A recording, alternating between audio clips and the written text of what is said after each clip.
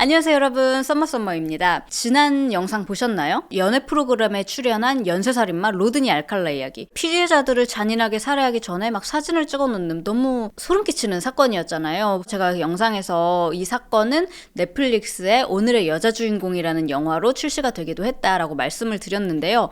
저 당시엔 몰랐는데 여러분들 댓글 보고 알게 된 게 뭐냐면 그 영화의 여주였던 아나 켄드릭이 영화의 감독도 전부 맡아서 했대요. 그리고 이 영화의 모든 수익금을 미국 국립성범죄센터에 다 기부를 했다는 거예요.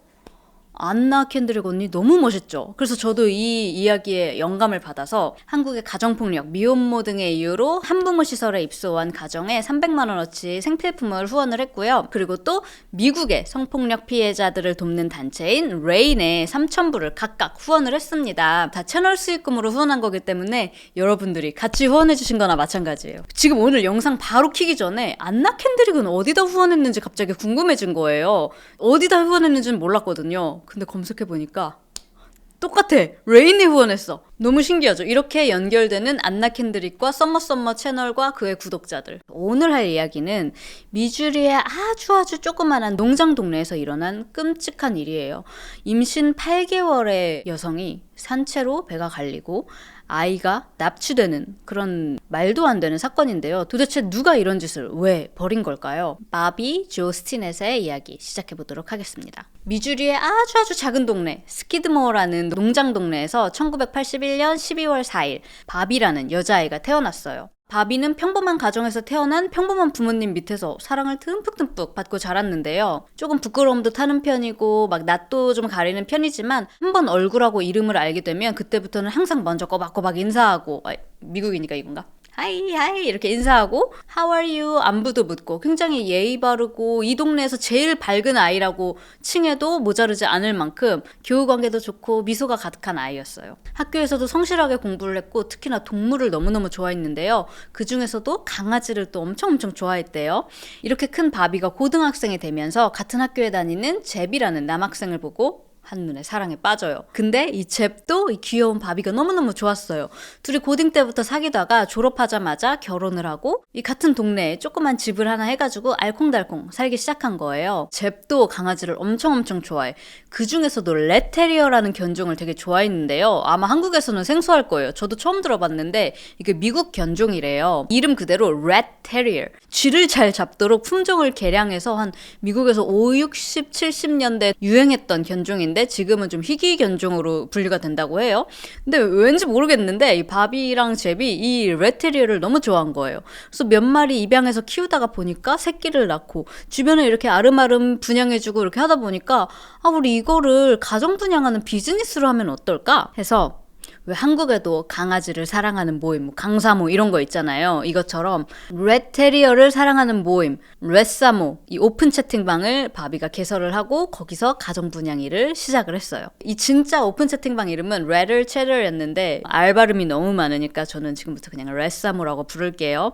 이 채팅방에서는 강아지 얘기만 하는 게 아니었어요. OOTD도 올리고 오운완도 올리고 하면서 자기 일상도 공유하고 친목도 하고 분양하고 싶습니다. 분양 받고 싶습니다. 이런 글도 올리고 이런저런 이야기를 했단 말이에요. 그 와중에 바비가 23살이 되고 임신을 해요. 제비랑 너무너무 아이를 원했기 때문에 임신한 바비는 세상에서 제일 행복했어요. 자기가 개설한 이 렛사모 방에 막 자기 임신 얘기도 하고 그랬단 말이에요. 자, 그러다가 임신 8개월 차였던 바비가 글을 하나 올려요. 여러분, 저희 집 귀여운 레테리어들이 이렇게 아기들을 출산했답니다. 분양 원하시는 분들 미주리로 오세요. 저 어차피 지금 임신 막 달 다 돼가서 집에만 있거든요. 그러니까 언제든지 오시면 언제든지 강아지 보여드릴 수 있어요. 그랬는데 이 글을 보고 바로 한 사람이 답장을 보내요. 저 분양에 관심 있는데 방문해도 될까요? 그래서 바비가 그럼요 언제든 오세요. 저희 집 주소는 미주리시 스키드모어동 뿅뿅번지입니다 하고 주소를 보내줬어요. 자, 이 방문하겠다고 관심을 보인 여성의 이름은 달린이었어요. 이걸 보시는 여러분들은 안 돼, 바비 그렇게 모르는 사람들한테 막 주소를 알려주면 안 된다고 라고 생각하실 수도 있지만 바비랑 이 달린은 모르는 사이가 아니었어요. 왜냐면 8개월 전인 2004년 4월 도그쇼에서 만난 적이 있거든요. 제 지난 브이로그에서도 뉴욕 도그쇼 가는 말 그대로 개쇼죠. 개쇼 가는 브이로그를 올린 적도 있는데 거기 가면 사람이 엄청 많아. 거기서 개들이 막 장기자랑도 하고 막 허들 뛰어넘고 별별 견종들 이렇게 부스로 다 해놓고 거기서 자기 분양하는 비즈니스를 이렇게 알려주고 이러는 곳이거든요. 바비도 여기 참가한 거예요. 자기 레테리어들 데리고. 그리고 거기서 달린을 만났어요. 그 친구는 그냥 구경하러 온 거야. 제가 그랬던 것처럼 레테리어는 어떤 종류예요 하고 막 이렇게 이야기를 하다 보니까 당시 바비가 임신 초기였거든요. 근데 달린도 자기도 임신 초기라는 거예요. 강아지 좋아하죠. 임신 주차도 거의 똑같고 예정일도 거의 똑같죠. 어머 너무 신기하다. 우리 친하게 지내요. 여기 제가 운영하는 레싸모 오픈 채팅방이거든요. 여기 가입하셔서 우리 같이 임신 이야기도 하고 나중에 레테리어 분양할 준비가 되면 그때 또 연락하세요. 여기 가입하세요 해서 가입을 시켰어, 달린을. 그리고 그렇게 8개월 동안 진짜 달린도 자기 배 나온 거 이렇게 찍어서 올리고 서로 안부도 묻고 하면서 연락을 하고 지냈단 말이에요. 그러니까 따지고 보면 모르는 사람은 아니죠. 하지만 달린은 바비가 생각하는 것처럼 그렇게 꽤 괜찮은 여자가 아니었어요. 사랑만 받고 자랐던 이 바비의 유년기와는 다르게 완전 정반대. 마치 진짜 공포 영화에나 나올 것 같은 그런 유년기를 겪었던, 그리고 그로 인해서 많이 망가진 여자였단 말이에요. 달린이라는 이름도 본명이 아니었어요. 달린의 본명은 리사 몽고메리로 1968년 2월 27일 캔자스에서 태어났습니다. 이 리사네 엄마 아빠는 둘 다 심각한 알코올 중독자였고요. 특히 이 엄마 주디는 리사를 임신하고 있던 그 10개월 중에도 정신없이 술을 퍼마셔댔어요. 리사에 대한 폭력은 이미 뱃속에 있었을 때부터 시작이 된 거예요. 리사에겐 다른 자매들도 있었는데요. 그 조그만 애들이 자기 말을 안 듣는다 아니면 운다 그러면 테이프로, 박스 테이프로 입을 막아버리고 막 떼주세요 떼주세요 막 울면은 아예 손으로 코까지 막아버리곤 했어요.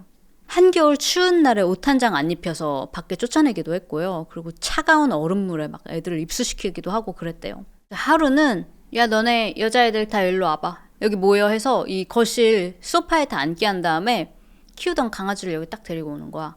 그러면서 너네 잘 보라고. 앞으로 엄마 말 안 들으면 이렇게 되는 거라고 하면서 반려견을 발로 차고 삽으로 치고 결국에 그 개를 애들이 다 보는 앞에서 죽게 했어요. 이것만으로도 트라우마가 장난이 아닐 것 같은데 엄마는 리사가 아기일 때 아빠랑 이혼을 했고요. 그리고 그 바로 즉시부터 집안에는 이 남자 저 남자들이 드나들기 시작을 해요. 리사에게는 배다른 언니 다이앤이 있었어요. 둘은 같은 방을 썼는데요. 리사가 4살이고 다이앤이 8살일 무렵 집에 오던 남자 중에 한 명은 이 리사랑 다이앤이 같이 쓰는 방으로 들어와서 한밤중에 다이앤을 하는 일이 생겨요. 그리고 그 일은 한 번으로 끝난 게 아니라 계속 이어졌습니다. 당시 둘의 침대가 붙어 있었기 때문에 이 언니가 당하는 일을 4살짜리 리사가 모두 다 목격을 했고요. 때때로 둘은 그런 일이 있는 동안 서로 이렇게 손을 꼭 잡고 있기도 했다고 해요. 이 언니가 집에서 당하는 폭력이 밖으로 알려지게 됐나 봐요. 그러면서 다행히 얼마 지나지 않아서 이 아동복지국에서 이 집에 찾아와요.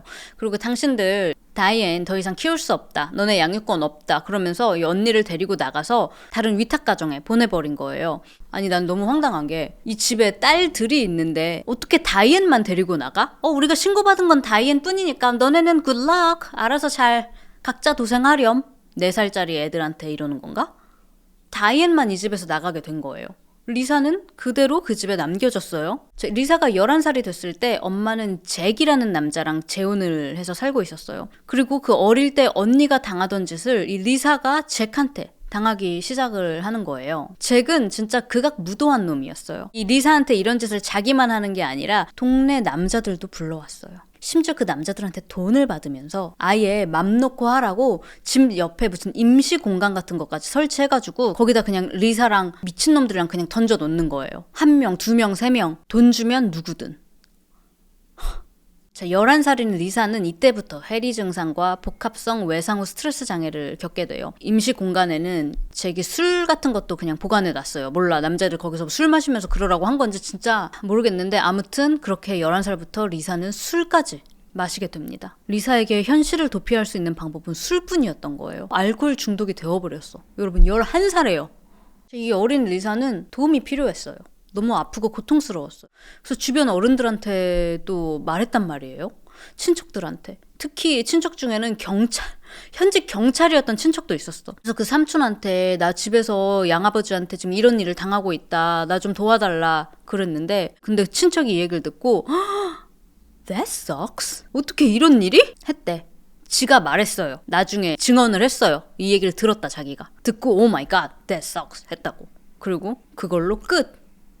지가 경찰직에 있는데 이 주디랑 잭이라는 놈을 체포하거나 뭐 어디에 알리거나 하지 않고 그냥 그렇구나 하고 그냥 끝냈다고요. 심지어 학교에서도 알았대요. 어느 정도. 리사가 맨날 꼬질꼬질해가지고 씻지도 않은 것 같고 옷도 다 구멍 나 있는 것 같고 학교에 오면 손도 씻고 싶어 하지 않았대요. 이렇게 개인 위생에 되게 소홀한 게 성적 학대를 받는 아이들이 이렇게 심리적 고통을 표현하는 방법 중에 하나거든요. 그러니까 상대 이성에게 이렇게 매력적으로 어필되지 않도록 나를 보호하려고 하는 방어기제 같은 거기도 하고 약간 학대에 대한 무력감, 자기 혐오 같은 걸 표현하는 방식이라고 해요. 뿐만이 아니라 막 애들하고도 잘 얘기도 섞이지도 못했고 항상 고립되어 있었고 그래서 학교 선생님들도 쟤 분명 무슨 집에서 무슨 일이 있구나 싶었는데 그 누구도 얘야 너 무슨 일 있니? 너 도움이 필요하니? 라든지 아동복지국에 전화를 해준 어른이 단 한 명도 없었어요. 이거 다 나중에 인터뷰에서 맞다 그때 걔가 좀 그런 모습이었다 라고 다들 그렇게 기억을 하고 있는 거야. 근데 아무것도 안 했다고 당시에. 리사가 14살이 됐을 때 드디어 엄마에게 어렵게 말을 꺼내요. 아마 리사는 엄마가 이걸 알게 되면 이 양아버지를 쫓아내고 자기를 구해줄 거라고 생각했겠지만 엄마는 이미 알고 있었던 것뿐만이 아니라 이 양아버지랑 같이 동네 남자들을 불러서 돈을 벌고 그 돈을 나누는 한패였어요. 엄마가 이 얘기를 듣더니 막 불같이 화를 내면서 이게 다 네가 양아버지한테 꼬리쳐서 그런 거 아니냐면서 오히려 총을 꺼내서 총구를 자기 딸한테 겨누면서 너 어디 가서 얘기하지 말라고. 얘기했다가는 죽여버린다고 그렇게 협박을 했어요. 리사가 15살일 때는 이 더러운 양아버지 잭과 엄마가 헤어지는데 리사는 잠깐 이제 자유다라고 생각했을지 모르겠지만 엄마는 곧바로 또 다른 남자를 데리고 왔어요. 그리고 또 그 남자한테 엄마가 혹시 주변에 아는 사람들 없어? 우리 리사로 돈도 벌 수 있다면서 오히려 자기 딸을 이용한 성매매를 제안을 했고요. 돈으로 받는 것뿐만이 아니라 뭐 집에 페인트가 벗겨졌어. 이게 페인트 칠해야겠네? 여기 물이 새네? 이거 고쳐야겠네? 이 수리공, 페인터 등등 막 온갖 집안 자빌들 있죠. 돈 내는 대신에 자기 딸을 이용해가지고 그 돈을 딸로 냈다고요. 아니 난 진짜 이해가 안 가는 게 그러면 이 집에 들락날락 거렸던 뭐 수리공들 이런 사람들 이런 미친 얘기를 듣고 다 그냥 그 제안을 수락한 거야? 설마 그렇진 않겠지? 그렇다면 거절했다면 그냥 거기서 집에서 나가고 뭐 저런 미친놈들이 다 있어 이러고 끝나는 거야? 그 누구도 어떻게 신고를 안 할 수가 있죠?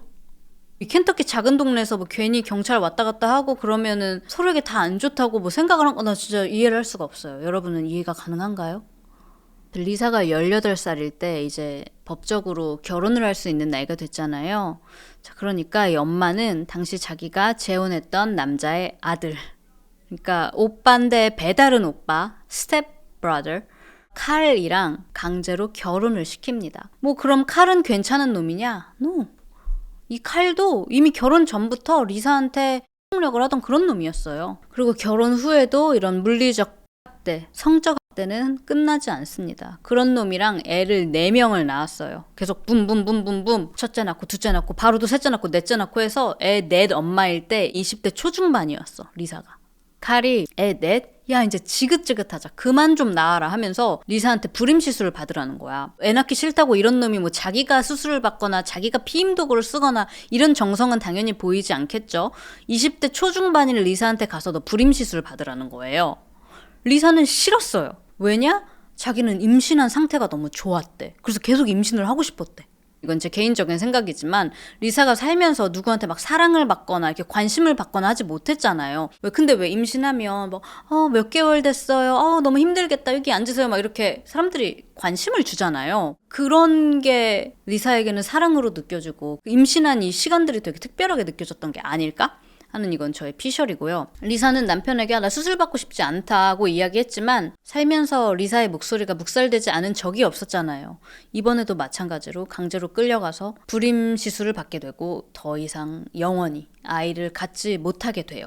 그리고 이때부터 리사의 정신 상태가 점점 더 악화가 돼요. 상상 임신까지 계속하는 거야. 실제로 생리가 멈추고 실제로 배가 이렇게 살짝 나오고 막 한밤중에 애들 넷을 차에다 태우고 키우던 염소까지 차에다 태우고 새벽에 막 몇 시간을 운전을 하다가 돌아오기도 하고 그냥 아무런 목적지도 없이요. 도대체 이 집에서 4명의 아이들이 건강하게 자랄 수 있는 게 맞나 싶을 정도로 막 바닥에 오물들이며 난리가 아니었다고 합니다. 애들을 잘 씻기지도 않을 뿐더러 본인 위생 상태도 여전히 완전 엉망인 거예요.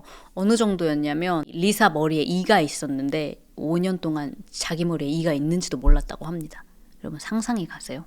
아무튼 애들한테 뭐 폭력적인 성향을 보이거나 뭐 이러지는 않았지만 이 리사가 자기 부모님, 집안에 있던 어른들한테 받은 학대 때문에 망가진 것처럼 이 리사의 아이들도 또 이렇게 학대죠. 학대받고 방치되고 있었던 거예요. 자, 아무튼 이렇게 정신적 문제가 점점점 심해지니까 남편 칼이 야 우리 이혼해. 그리고 1998년 둘이 이혼을 합니다. 잘 됐어. 리사가 드디어 처음으로 인생에서 자유가 된 거예요. 양육권은 사이좋게 반반씩 갖게 됐어요. 큰애 둘은 남편이 데리고 가게 됐고 작은 애 둘은 리사가 갖게 돼요. 그리고 이렇게 이혼한 리사는 2년 만에 케빈이라는 남자를 만납니다. 케빈도 이전에 결혼한 적이 있는 돌싱남이었어요. 이렇게 돌싱 남녀들끼리 재혼을 해요.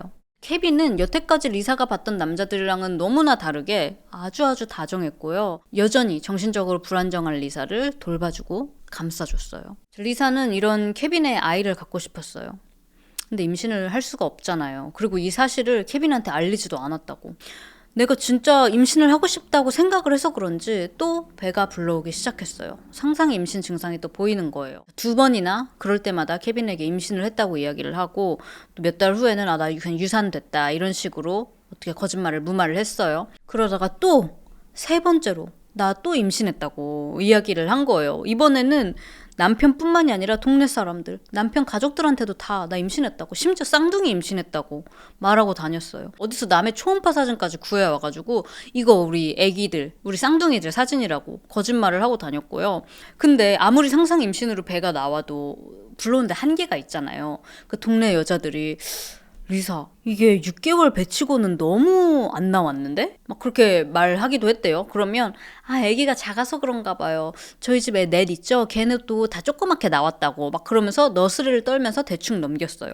그러더니 중간에는 무슨 두 쌍둥이가 이 안에 있는데 하나는 죽었다고. 근데 뭐 10달 될 때까지 어쩔 수가 없다. 계속 가지고 있다가 나중에 출산할 때 죽은 아이도 그때 꺼낼 수 있다더라. 막 그렇게 사람들한테 얘기를 하고 동정까지 얻고 다녔어요. 뭐 이런 것들은 다 동네 사람들 뿐만이 아니라 레사모에도 올렸단 말이에요. 막 자기 사진도 찍어서 올리고. 그러니까 레사모 회원들도 이 리사 사진 볼 때마다, 아니 달린 사진 볼 때마다 임산부 맞아?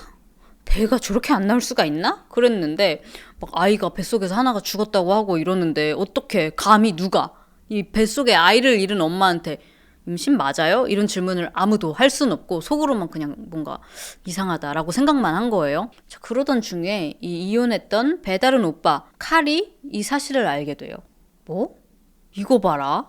저거 임신이 될 수가 없는데 내가 분명히 데리고 가서 수술 다 받았는데? 칼이 8개월 임신죄라고 말하고 다니는 이 리사한테 찾아온 거예요. 왜? 협박하러. 기억나세요? 칼이 애들 넷 중에 큰 애들 둘을 데리고 갔다고 했잖아요. 그런데 내내 이 나머지 조그만 애들 둘도 자기가 데리고 오고 싶었거든요. 근데 이혼하고 나서 심지어 이 자식이 아동 성범죄로 전과자가 됐어요. 그러니까 법적으로 싸워서 이 남은 작은 애들 둘을 자기 밑으로 데리고 오는 거는 이제 거의 불가능해졌단 말이에요. 근데 어라? 얘가 임신을 했다고 거짓말을 하고 다니네? 이걸 이용해서 애들을 데리고 와야겠다고 생각했어요. 그래서 리사한테 가가지고 야, 너 왜 임신 못하면서 왜 임신한 척해? 그러니까 리사가 아니라고. 나 그때 시술이 잘못됐나 봐. 나 진짜 임신했어. 끝까지 잡아뗐어요. 그러니까 칼이 거짓말하지 말라고. 너 나랑 살 때도 맨날 임신했다고 거짓말하고 다니지 않았냐. 너 남편한테 다 얘기할 거야. 이러니까 리사가 절대 그것만큼은 안 된다. 제발 얘기하지 말아달라. 그러니까 칼이 그럼 나머지 애들 둘 양육권 나한테 넘겨라. 안 넘기면 내가 이거 양육권 싸움 법정으로 가지고 간다. 판사님한테 다 얘기한다. 너 임신도 안 되는데 임신했다고 거짓말하고 다니는 정신병자라고. 누가 정신병자한테 양육권을 주고 싶겠냐고 막 이러면서 협박을 한 거예요. 자, 이렇게 전 남편이 찾아간 날 리사는 결심을 해요. 나는 아이를 낳아야만 한다. 그리고 문득 한 사람이 생각났어요. 도그쇼에서 만났던 나랑 임신 계열수가 똑같았던 여자. 레테리어를 분양하던 그 여자. 바비가 생각난 거예요. 그리고 마침 오픈 채팅방에 메시지가 올라왔어요. 여러분, 저희 집 레테리어가 새끼를 낳았어요. 저 임신해서 어차피 계속 집에 있으니까 강아지 보러 놀러 오세요. 리사가 여기에 답장을 보냅니다. 어머, 리사, 애기들이 너무 귀엽네요. 제가 그때 만나고 지금까지 몇 달 동안 강아지를 입양할까 말까 고민했는데 이제 크리스마스잖아요. 저희 집 애들한테 강아지 레테리어 선물해줘야겠어요. 모레 댁으로 찾아가도 될까요? 주소가 어떻게 되세요? 그러니까 바비가 우리 집 주소 여기다. 미줄인데 멀지는 않으세요? 혹시 너무 멀면 편하게 얘기해 주세요. 제가 레사모 회장이니까 다른 레테리어 분양하는 다른 주 사람들도 알고 있다. 그러니까 리사가 어머, 저도 미줄이에요. 이 주소 지금 보니까 저희 집에서 30분 걸리네요. 모레 뵐게요. 30분 개뿔. 켄터키 살고요. 차로 거의 3시간, 4시간이 걸리는 거리예요. 그렇게 이틀 후인 2004년 12월 16일 바비네 집에 강아지를 보러 달린 이라는 가명을 쓰는 리사가 찾아오기로 한 날이었어요. 이날 오후 2시 30분 바비네 엄마가 딸한테 전화를 했어요. 딸 뭐해? 그러니까 바비가 엄마 나 우리 집에 오늘 강아지 분양하기로 한 손님 오시기로 했다고. 이제 곧 와서 끊어야 될 수도 있다고. 그래서 둘이 잠깐 이렇게 얘기를 나누다가 엄마가 수화기 너머로 똑똑똑 노크 소리를 들었어요. 그러니까 바비가 오케이 맘 내가 이따가 전화할게요 이러고 뚝 끄는 거야. 그렇게 전화가 끊기고 1시간이 지났어요. 오후 3시 30분이 넘어가는데 엄마가 다시 딸한테 계속 전화를 하는데 애가 전화를 안 받는 거야. 아니 무슨 걔를 1시간씩이나 보여주는 거 뭐야 하면서 답답해서 자기 차를 가지고 딸네 집으로 향했어요. 그래서 딸 집 현관문을 막 이렇게 두들기는데 응답이 없는 거야. 그래서 아니 이거 뭐 하는 거야 이러고 현관문을 딱 잡았는데 잠기지도 않은 현관문이 그냥 스르륵 열렸어요. 그렇게 바비의 엄마는 자기의 임신한 딸이 피웅덩이 한가운데 처참하게 누워있는 장면을 목격해요. 엄마는 도대체 이게 무슨 영문인지도 몰랐고 너무 끔찍해서 자세히 볼 수도 없었다고 합니다. 바로 911에 전화해서 마치 딸아이의 배가 터진 것 같다고 설명을 했어요. 배가 터진 것 같다. 빨리 와달라. 구급대원이 현장에 도착했을 때 바비는 배가 갈라진 채로 사망한 상태였어요. 집 안에서는 그 어떤 것도 없어진 게 없었어요. 강아지들도 그대로 있었고 귀중품들도 다 그대로 있었는데 딱 하나, 뱃속에 있어야 할 8개월짜리 아이가 온데간데 없어진 거예요.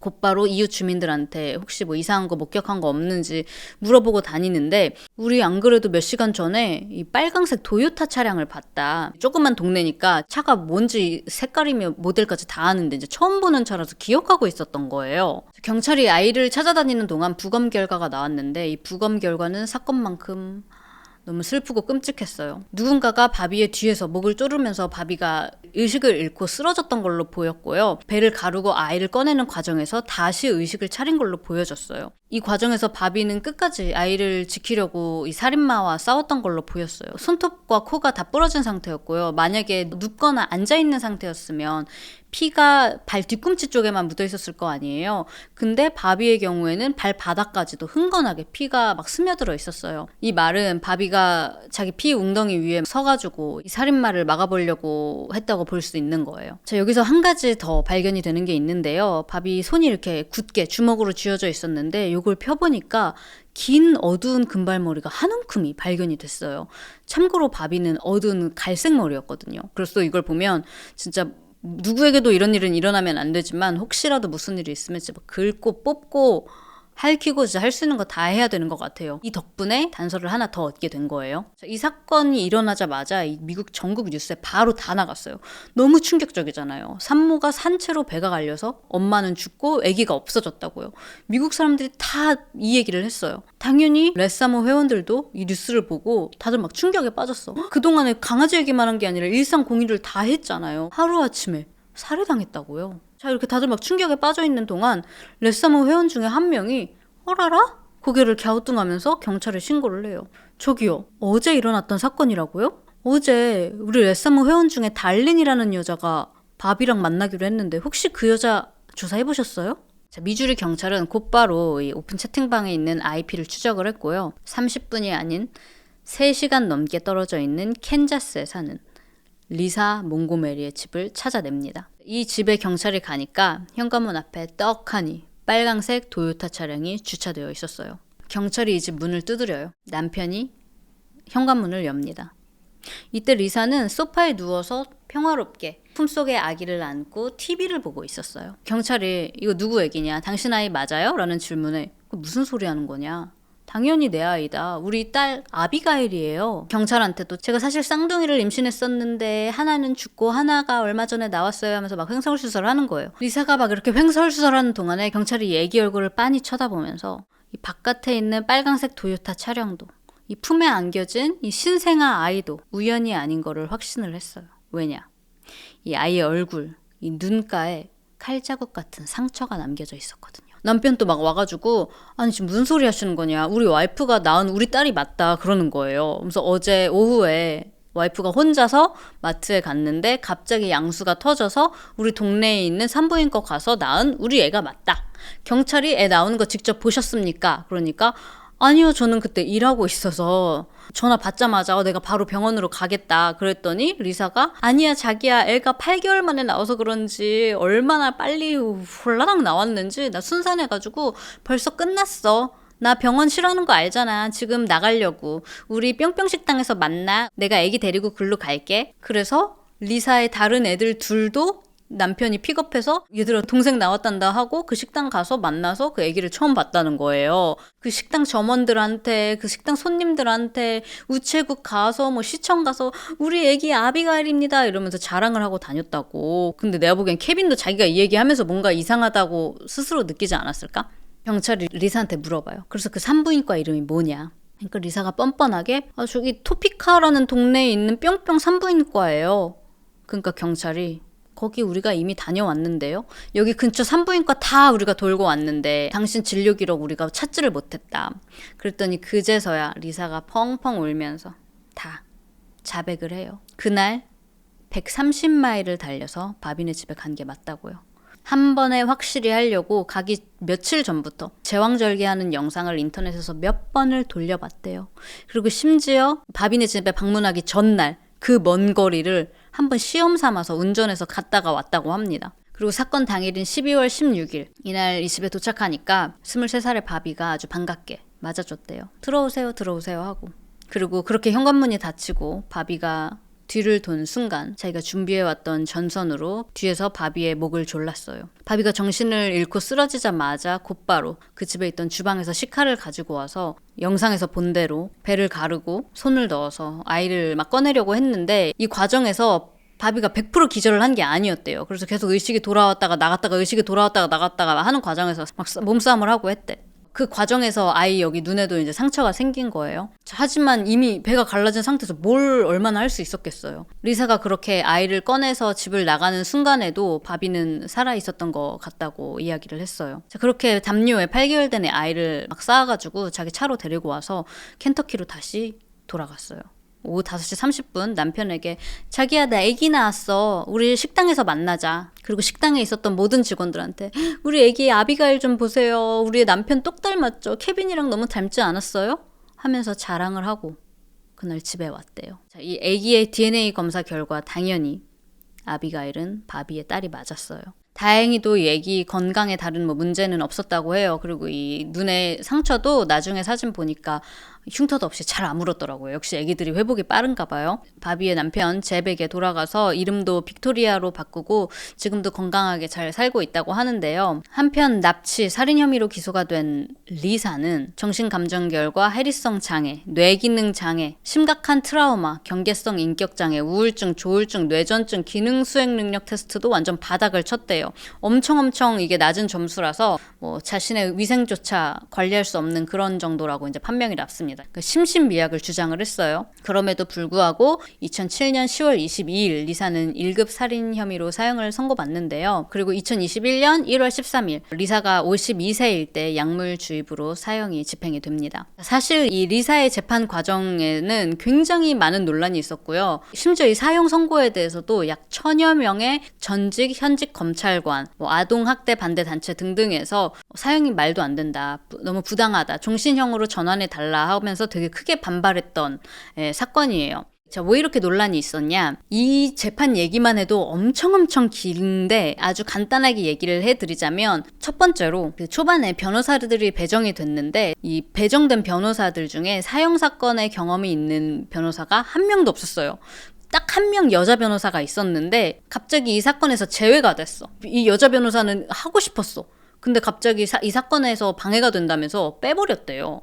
그러니까 이 경험이 없는 남자 변호사들이 이사의 어릴 적 이런 트라우마, 정신건강 문제를 제대로 다루지를 못했고 그래서 이 재판 결과에서 정신질환이 고려되지를 않았다. 또 두 번째는 재판 중에 검찰이 이런 말을 해요. 리사가 아이들을 방치하고 집도 제대로 청소하지 않고 음식도 하지 않은 아주 나쁜 엄마였다. 이런 식으로 비난을 한 거예요. 근데 이 사건에서 이런 말이 왜 나와? 그런 이유로 사형을 받아 마땅한 사람이 돼야 되는 건 아니잖아요. 만약에 남자 범죄자였다면 그 똑같은 논리가 똑같은 말이 나올 수 있었을까? 그리고 이게 이제 미주리 서부지방법원에서 재판이 진행이 됐는데 정부에서 고용한 전문가라는 사람이 내가 양아버지 측 의견을 들어보니까 13살 때 리사가 성적 행위에 동의를 했다고 하더라. 아니 13살짜리가 어떻게 동의를 할 수가 있는데 그 동의를 하든 안 하든 이거는 불법인 거잖아요. 거기다가 친척들도 나 그런 학대 당하고 있다는 그런 얘기를 들었다 이런 증언도 했는데도 불구하고 이런 개소리를 법정에서 한다고? 거기에 더해서 그리고 리사가 그렇게 성적 학대를 받은 걸 목격한 사람이 없기 때문에 진짜 그런 일이 있었는지도 모르겠습니다, 재판장님. 이런 식으로 성차별적이고 피해자 비난적인 이런 말을 하기도 했기 때문에 이 재판 모든 과정이 불공평하다고 논란이 됐던 거예요. 그래서 많은 사람들이 사형에 반대한다고 막 일어섰지만 하지만 결국 리사 몽고메리는 사형에 처해지게 되는데요. 여러분들은 어떻게 생각하세요? 여기서부터는 완전 그냥 저의 개인적인 이야기니까 그냥 가볍게 들어주세요. 저는 만약에 리사가 살해한 사람이 자기를 학대했던 사람 중에 한 명이었다면 사형은 너무했다. 정신질환 문제가 충분히 고려돼야 한다. 이렇게 볼 수 있을 것 같은데 그리고 아마 이거에 대해서도 제가 이거 너무 부당하다 막 엄청 디테일하게 얘기했을 것 같아요. 근데 바비는 아무 죄를 저지르지도 않은 리사랑 1도 관련이 없는 피해자잖아요. 자, 이 리사의 사형 선고가 맞다 아니다 이게 진짜 몇 년 동안 찬반 논란이 엄청 거세지면서 신문을 계속 장식을 했단 말이에요. 근데 저는 한편으로 또 이런 생각이 들더라고요. 와, 바비를 잃은 이 부모님은 자기 딸 잃은 것도 너무 슬픈데 아니 어느새부턴가 자기 딸 이름은 잊혀지고 맨날 리사 얘기만 나오고 이게 맞네 아니네 이러니까 얼마나 진짜 화가 나고 슬펐을까? 그런 생각이 들더라고요. 그리고 저는 오케이 리사 변호인이 불리하게 선임된 거 인정. 재판 과정에서 성차별적 요소가 있었던 것도 동의하는데 사형 선고가 맞네 아니네 지금 이거에 주목할 게 아니라 우리가 더 주목해야 될 부분은 그때 그 시절 리사를 지켜주지 못했던 어른들 그리고 학대받는 애들을 방관한 국가 시스템에 더 집중을 해야 되는 게 아닌가. 그때 방관했던 사람들 학대에 참여했던 사람들 주디 엄마 그 양아버지들 그리고 그 스텝브라더 칼 무슨 처벌을 받았는데 이걸로 인해서? 그 사람들은 멀쩡하게 살아있잖아요. 그리고 이 국가 시스템도 마찬가지예요. 아동복지국에서 애초에 왜 언니만 데리고 갔는데 나머지 애들은? 이것뿐만이 아니에요. 리사네 엄마가 결혼을 엄청 많이 하거든요. 근데 중간에 이 남편이랑 이혼을 하면서 이 재산 분할 과정에서 약간 뭐 누가 더 가져가네 내가 더 가져가네 이렇게 싸움이 있었던 거예요. 그때 리사를 데리고 이 법정에 데려가서 너 증언해라. 양아버지가 너한테 무슨 짓을 했는지. 그래서 거기서 리사가 막 눈물을 흘리면서 증언을 하기도 했어요. 나 양아버지한테 이런 학대를 당했다고. 근데 재산 분할 그것만 그냥 처리되고 그 양아버지에 대한 처벌은 아무것도 이루어지지 않았다고요. 리사는 그대로 또 그 집에 남겨지게 됐다고요. 이 아무것도 아닌 일인 거야? 그리고 그 학교 선생님들 나중에 와서 맞아요. 그런 조짐이 보였어요. 다들 방관했잖아요. 망가진 어른들 이런 시스템 때문에 이 사회에 이런 괴물이 나오게 됐잖아요. 물론 불행한 어린 시절이 뭐 어떤 범죄, 특히 이런 끔찍한 살인에 대한 면죄부가 돼서는 안 되죠. 힘든 환경에서 자랐다고 다 범죄자가 되는 건 아니니까요. 실제로 보비의 친구도 우리 동네 미주리 스키드모어에도 다들 가난과 뭐 학대 속에서 자란 애들 엄청 많다. 나도 실제로 지금 그런 트라우마 때문에 약물 중독 치료를 받고 있다. 그렇다고 해서 우리 모두가 다 범죄를 저지르는 건 아니다라고 이야기를 하기도 했어요. 하지만 이렇게 많은 사건을 준비하고 조사하면서 학대받는 아이들이 방치될 때 결국은 사회에 큰 해악을 끼치는 이런 경우를 자주 마주하게 되는 건 사실인 것 같아요. 여러분, 리사 언니 있었잖아요. 이름이 다이앤 매팅리예요. 이 언니도 막 8살 때 이 집에서 끔찍한 일을 겪다가 이 위탁 가정으로 가게 됐잖아요. 그 언니는 어떻게 됐냐? 그 언니는 완전 다른 분위기의 집에 이제 보내지게 돼서 학교도 잘 다니고 졸업도 다 하고 직업도 잘 찾고 좋은 남자 만나서 애들이랑 행복하게 가정을 꾸리고 살고 있다고 해요. 이 리사가 처형되기 전에 동생의 사형을 반대하면서 이 언니가 매스컴에 인터뷰를 한 내용 중에 제가 일부 발췌를 해봤는데요. 다시 한번 범죄자를 옹호하려는 의도가 아니라 우리 어른들의 역할이, 사회 시스템의 역할이 얼마나 중요한지 되새겨보게 해주는 말인 것 같아서 제가 가지고 왔으니까 이 점 참고하고 들어주세요. 읽어드릴게요. 제가 8살, 리사가 4살이었을 때 사회복지 서비스가 저를 그 집에서부터 구출해 주었지만 리사와 다른 여동생은 그대로 남겨두고 갔습니다. 그 집의 아버지는 선생님이셨고 음식이 풍부했고 옷도 깨끗했으며 같이 살던 아이들과 다 같이 함께 숙제를 하며 자랐습니다. 사랑이 가득한 가정의 일원이 되는 것이 얼마나 기분 좋은 일인지 믿을 수가 없었습니다. 아이의 삶을 구하는 데는 많은 사람이 아닌 단 몇 사람만 있으면 된다는 사실을 그때 알게 됐어요. 제가 위탁 부모님으로부터 받은 그 사랑이 저를 구해주었습니다. 무조건적인 사랑을 받으면서 저는 치유될 수 있었고 따뜻한 남편을 만나 2명의 마음씨 고운 아이들을 키울 수 있었습니다. 제 치유의 과정은 너무 힘들었지만 저와 리사의 차이점은 저는 구해줄 사람을 찾았고 리사에게는 구해줄 사람이 아무도 없었다는 것입니다. 그녀는 평생 학대 속에서 살아야 했습니다. 저는 부서지지 않았지만 리사는 부서졌던 것입니다. 자, 제가 준비한 이야기는 여기까지고요. 저는 다음 미국 사건 사고 영상으로 다시 만나도록 할게요, 여러분. 다들 좋은 하루 보내시고 좋은 밤 보내세요. 안녕.